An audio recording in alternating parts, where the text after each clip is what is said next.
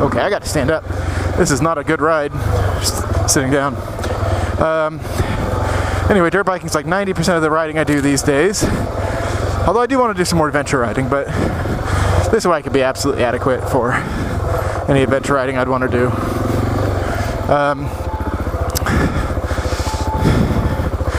Bombing down the highway is not fun on any bike. Might be comfortable on some, but it's not fun. So why not just load up in a car and drive there? I mean, I get the idea that it's kind of cool to say I rode this from my house and did this huge trip. I mean, I've done that, and it's awful and horrible, and it's one of the worst experiences of my life that I would love to do all over again. So my trip was Huntsville, Alabama to Moab, Utah, after only riding for a handful of months. We rode from Huntsville to Moab in 2 days, did 5 days of off-road, and rode back in 2 days on KLR 650s. At least that was the plan. That's not exactly what happened. Oh God, I should not have stopped.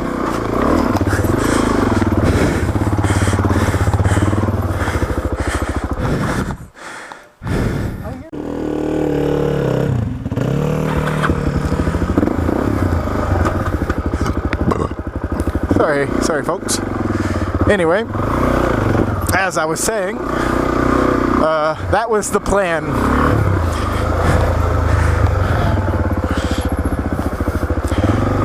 But what we ended up doing was fitting really shitty tires, Kenda K270s.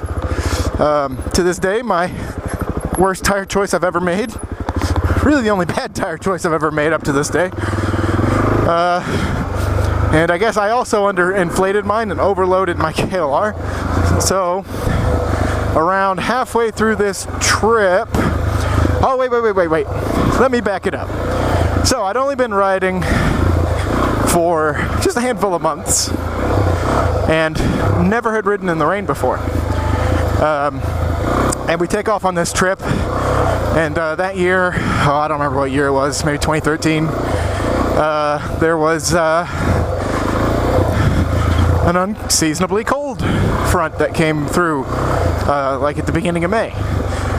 You know, we planned for this trip to be warm because it's May, it's in the southern United States, through the Midwest. You know, it should have been beautiful. Well, it's not. It's fucking freezing. Which I did not have the gear for because I was a broke college student at the time. And maybe it was 2010, 2011.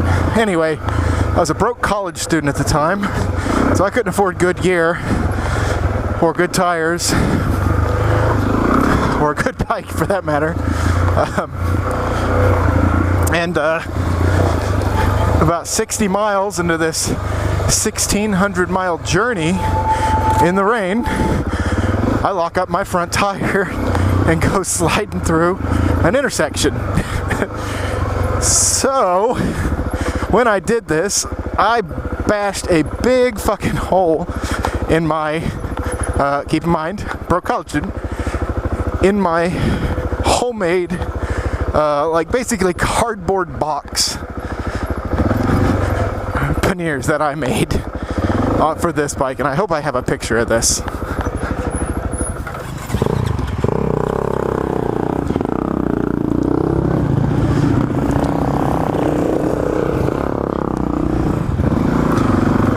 I'm not entirely sure I do have a picture of that, but if I do, I'll try and put it in here right now. Anyway.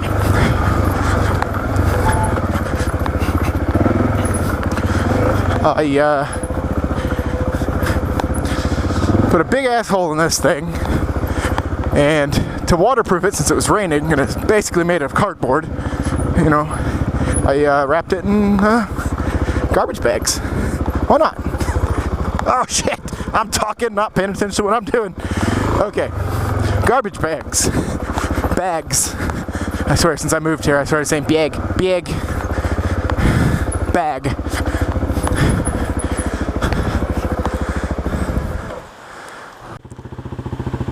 It's a really pretty sight.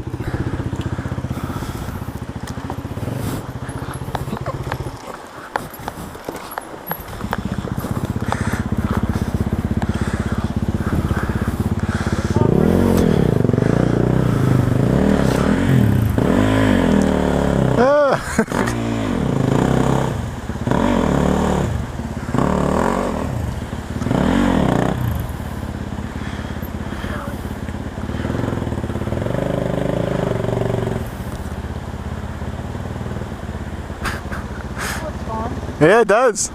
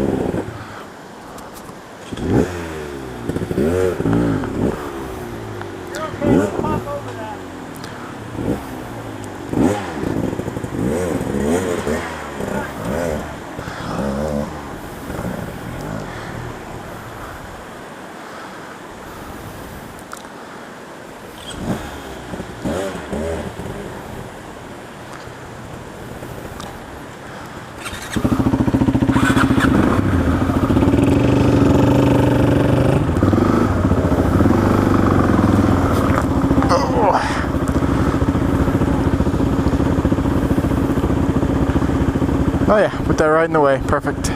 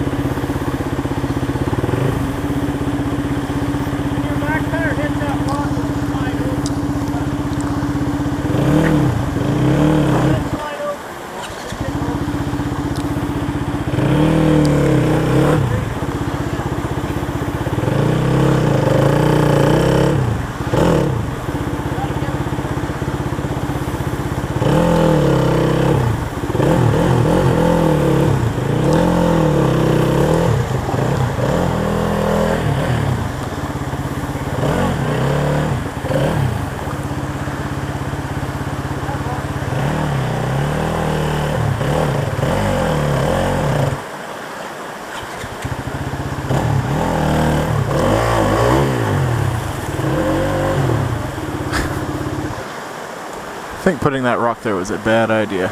Oh, oh, oh.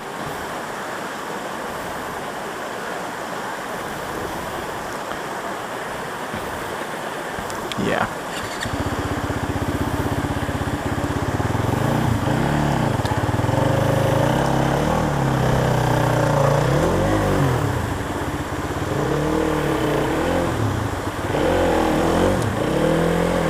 There we go. All right. Got him.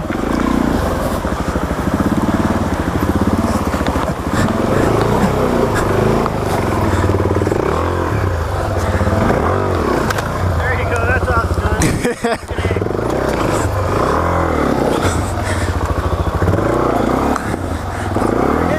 You're hitting your skid plate. That's what's holding you up. Oh, my bike's too fat. Yeah, it's just a little bit too wide. Hang on. Let me have to pick you up over it a little bit. All right. There it is, right there. Awesome. Thank you. Good now.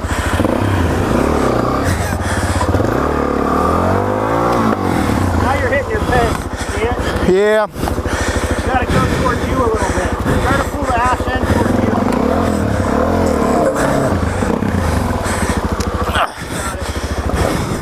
Fucking pig.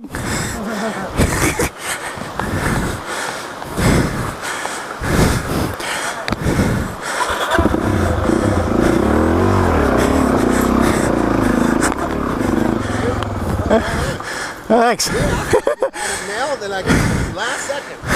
It looked like you were gonna motor right through that shit, moving rocks out of the way. It does it again. It does. Have to pick it over, so stupid rock, but yeah. Taking a lap, I love it. What is that? You're taking a lap. Drink key back on? Oh, am I taking a left? There, I fixed. All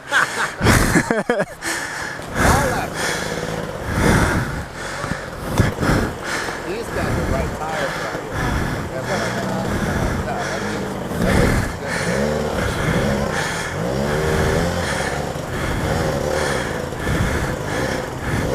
you. You guys in your skinny ass bikes.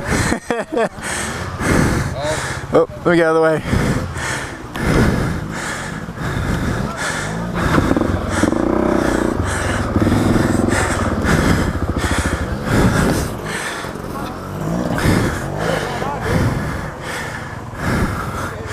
You guys in your skinny bikes. Looks like the trailhead is just up there. And then we're going to have to wait for a little bit up there.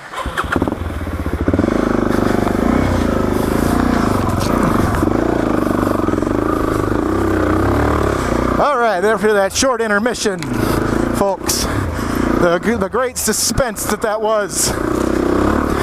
I rode with a parachute for, well, I want to say 1,600 more miles, but not quite. Oh, yeah, parachute. Let me clarify. I put a big hole in that, it's one of them camera box things. Oh shit, never gonna finish this story. Okay, so, as I was saying, I had basically one of them stupid camera boxes that I put a big hole in, and I tore my garbage bags that were waterproofing it. So we just ratchet strapped everything together, and there was obviously holes all in this garbage bag. And I proceeded to carry that parachute, which killed my gas mileage by a lot. And this was, as I said, 60 miles into this 1,600 mile journey. I think I did like at least 10 or 15 miles a gallon less than the guy I was riding with.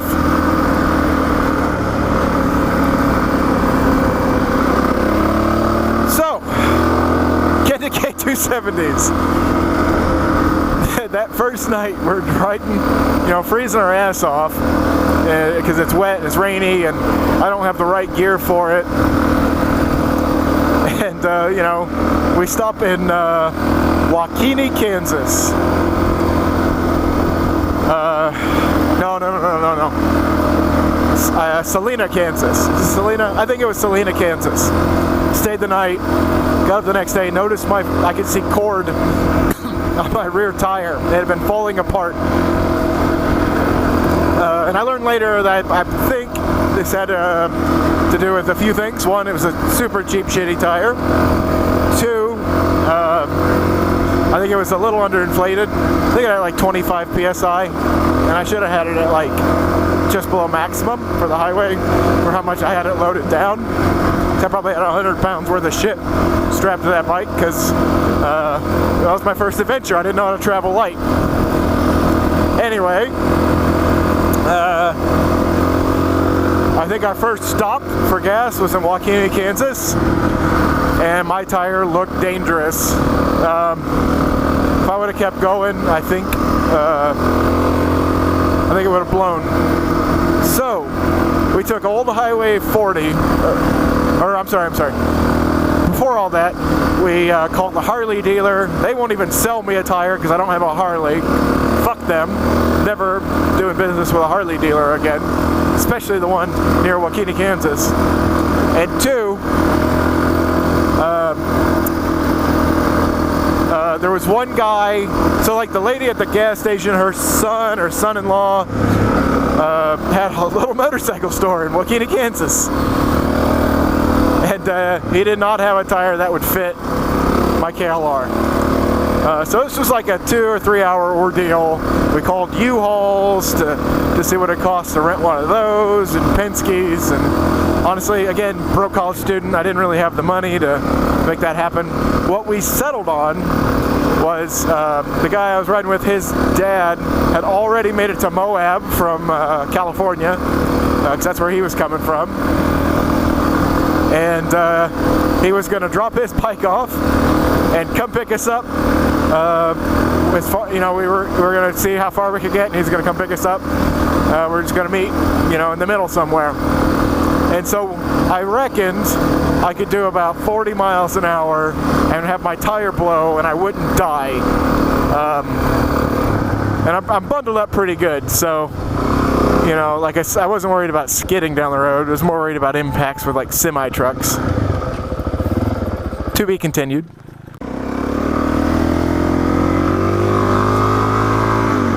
So anyway, I was bundled up pretty good, so I wasn't too worried about impacts. I was more worried about sliding. I mean, I wasn't worried about sliding down the road. I was more worried about just impacts or getting thrown over the handlebars or something. Oh man, that is a view. I'm gonna slow down and let you see that. Slide area. Anyway. Sorry, I'm getting distracted by the view. Oh yeah, so we hit Old Highway 40. It's a dirt road that eventually turns into like a regular road, and it just runs parallel to I-70? I think it's I-70 that runs across the country right there through Kansas. Just runs parallel to that. So we do that at 40 miles an hour and just go until we hit Lyman, Colorado. And that's where his dad was able to pick us up in his truck because he had the foresight to not be crazy and stupid like we were. I'm not going to mention whose brainchild that was, driving all the way to Moab from Huntsville. Just not going to say who thought that was a good idea, but let's just say it was one of us too. So he picks us up in Lyman, and the whole way to Lyman on Old Highway 40 and that other road we were on, apparently Cycle Gear doesn't know how to balance tires correctly, or even install them for that matter, because my buddy's tire was was not balanced. And I remember he was pissed because his front end was just bouncing up and down. Jesus, I can't see shit. Bouncing up and down the whole time we were on that. And we were on that road for like, it must have been 8, 9, 10 hours at 40 miles an hour. It was awful. And it was cold. And it was wet still. So I know he was good and pissed from that. So anyway, his dad picks us up in Lyman. Jesus. And I fall asleep in the truck. Next thing I know, we are in Boulder, Colorado, spending the night, which is where my buddy went to school. Yeah. Everybody pretty quickly directed us to a guy named Fred Hink at Arrowhead Motorsports. Big shout out to him. Real nice guy. Grumpy old man. Very, very grumpy old man, but just a real sweet guy.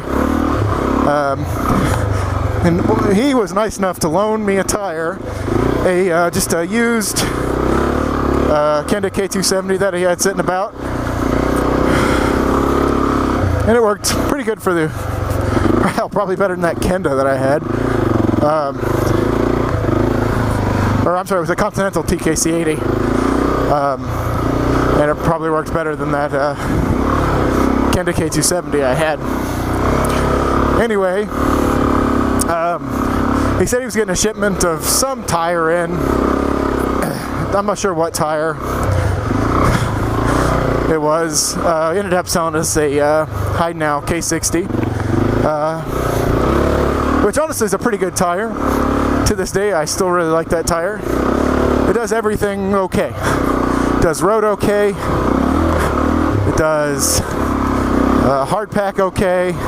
It's not very good in mud. It does gravel okay. It's just a all-around okay tire. You know, it's got a good enough life that you're not changing it all the time. It's just a good, bigger adventure bike tire for like a KLR, right? So, Jesus. Trying to hang back because the dust, and Ron keeps stopping. But that's okay. He just wants to make sure we're making it. Anyway, so he wants to sell us some tire that he's getting a shipment of at the end of the week, because we got to Moab on a Monday and we were planning on leaving on a Saturday morning. And I was going to need a new tire for the return trip. Oh, I think this is going to be a good view. Oh, that's awesome.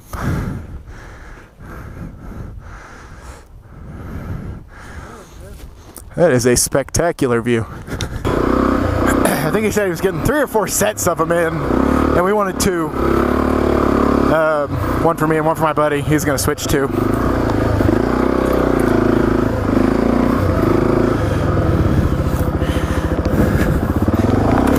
Ow! Ow! Ow! Ow! Oh, shit.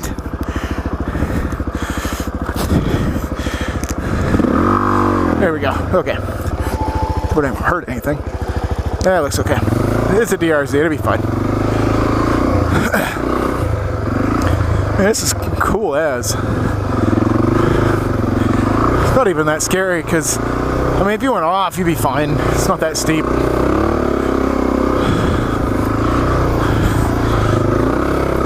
So, he said he was getting like 3 or 4 sets of these tires in. And we're like, oh, okay, well, can we go ahead and buy them and reserve them so nobody takes them? And he's like, well, I'm getting them the same day. I'm getting them on Friday, so just come by then, and we'll get you hooked up. And we're like, well, what if somebody else comes and buys them all before us, you know? We don't want to be stranded here. And his response was something to the effect of, what?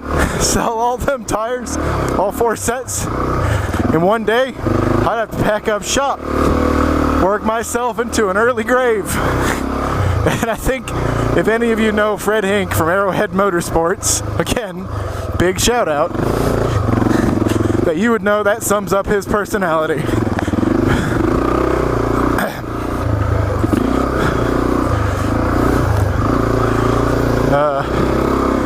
Anyway, I got some other stories about him I'll tell another time. Or, well, fuck it. Okay. Well, I'll finish up this story. So we finished that trip. We rode 5 days in Moab. I don't remember what all trails we did. I know one of them was White Rim. I hurt myself pretty bad on White Rim. I think that was on Tuesday. And I sat Wednesday out because of how badly I got hurt. And I think that was the most sore I've ever been in my entire life. It was also the first time I had ever really done off-road. I mean, we had done some OHV parks before that, but this was like the first time I did off-road, you know, back to back to back, and it was way harder than anything I had ever done at that point. And I'm on a big heavy bike as somebody who's only been riding for a few months at this time. So,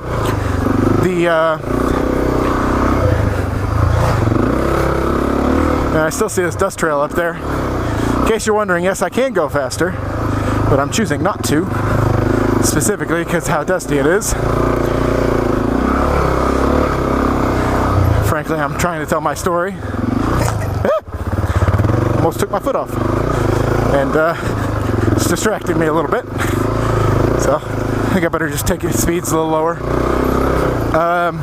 Yeah. So we ride home in 2 days. Started on Saturday from Moab back to Huntsville. It was awful. It was horrible. I think we did like 18 hours the first day. And then, again, it was cold and rainy. There were a couple of memorable moments from that trip, though, or that part of the trip. I remember it got to be like 2 or 3 in the morning, or maybe not even that late, but I was fucking done. And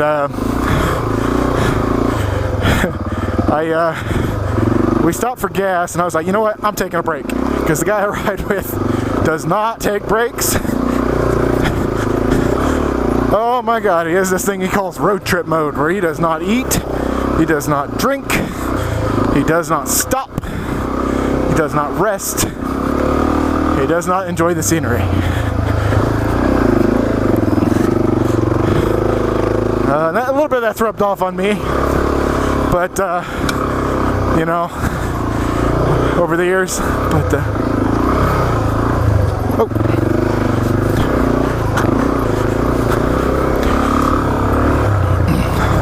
some hikers. That's a hell of a hike they're doing.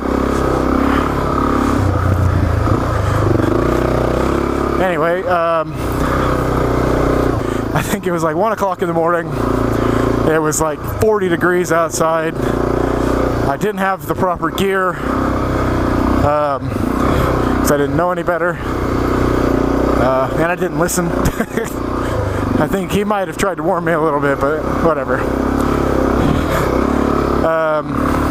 Man, these sights are just abso-fucking-incredible.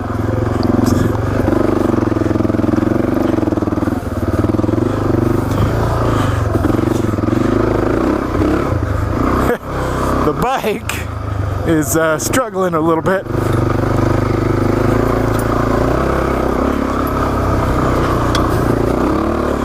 Alright, let's stand up here.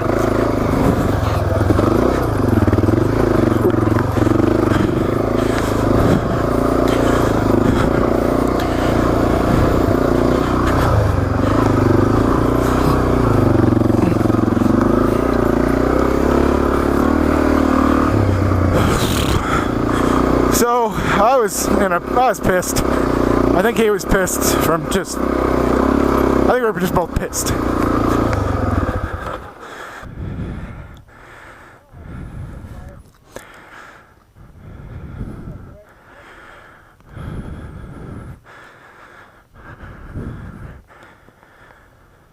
That is a great fucking view. Oh, here comes Doug. I love how you can see the burnt trees.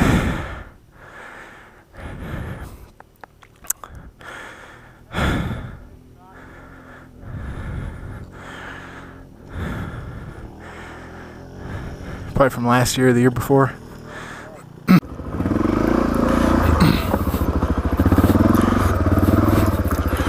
Anyway, I think we were both pissed from the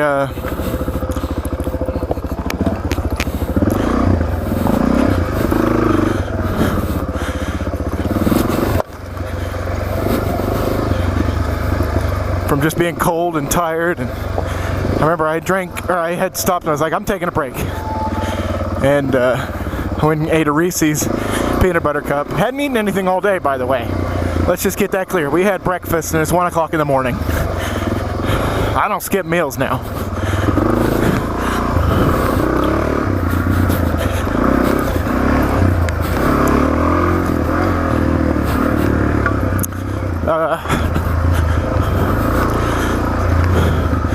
But I had that, and that kind of chipped me up some. And I think my chipperness really got under his skin. Because I was like, hey, would you rather? And I swear, without missing a beat, he chimed in, I'd rather not, and turned me off the intercom. Man, my bike is not running well. This altitude, oh man, just look at that, just like that, it's stalled.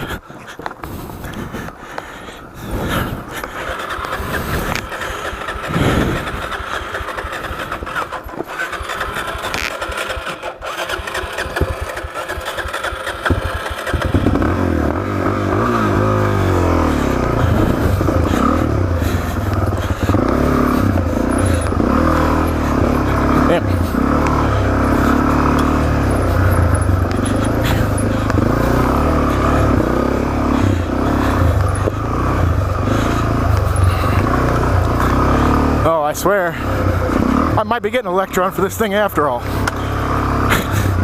If that keeps up.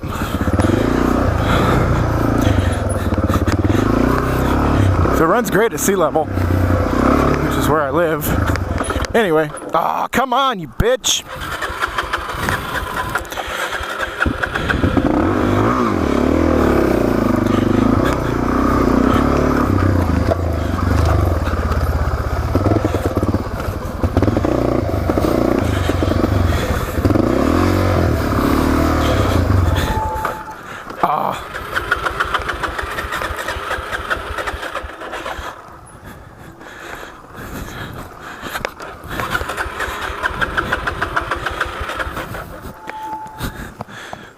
I'm not at reserve, am I?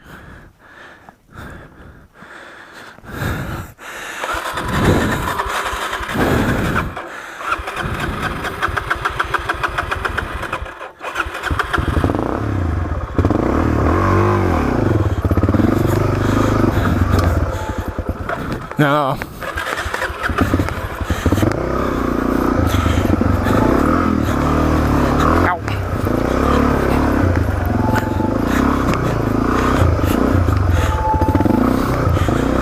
Okay.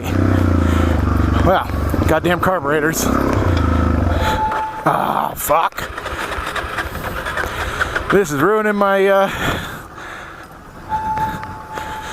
Okay, well, whatever. I guess I'm doing this now.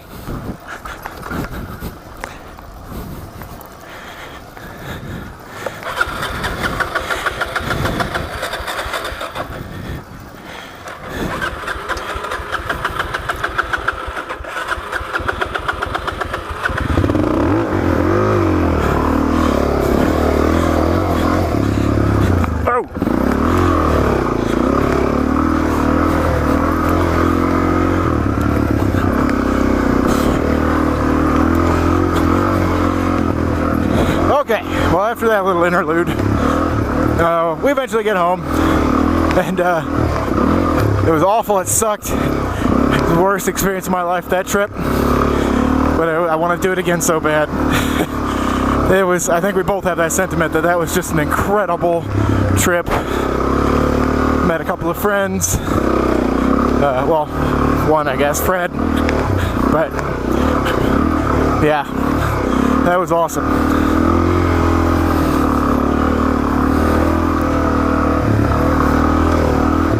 So, other stories I have about Fred. So, really I've only been to Moab twice, so all my stories come from that trip and the second trip I took the next year. The next year we had the foresight to take a truck. That was a good decision, although we went at the same time of year and the weather was lovely. Absolutely lovely.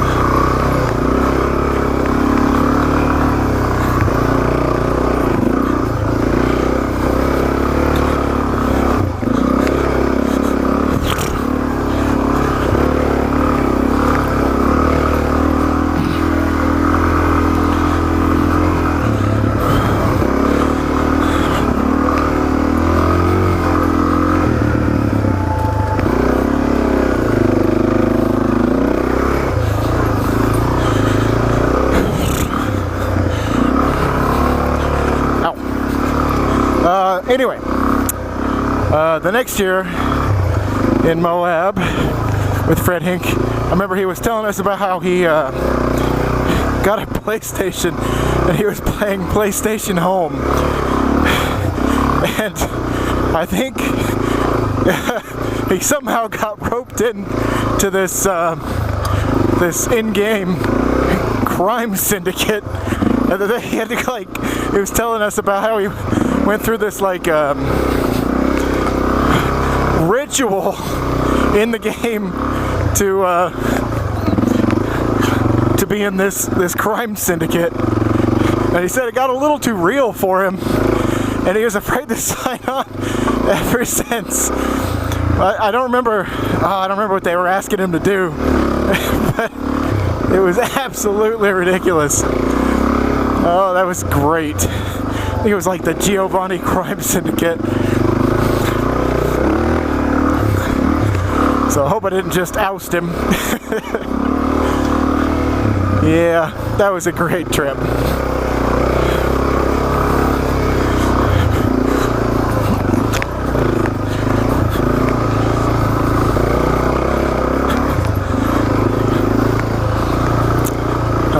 The second trip to Moab was less eventful.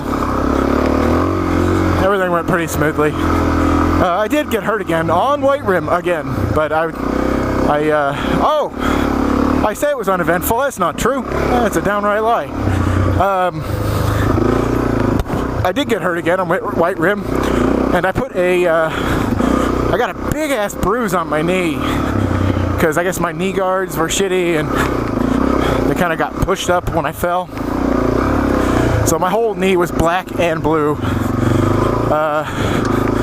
And I also had just a tiny little scratch. Well, lo and behold, I guess a bruise like that is a breeding ground for an infection if your skin's broken, and well, I had a broken skin. Even though it was a little small scratch, that fucker, about a week later after we got back, I ended up going to the emergency room, which is the fastest emergency room trip I had ever been in. They took me back pretty much immediately, so I guess somehow I got triaged as being important. I told them I was in a motorcycle accident. I don't remember if I said it was a week ago or not. But anyway, got infected. I was in the hospital for a week from that damn infection.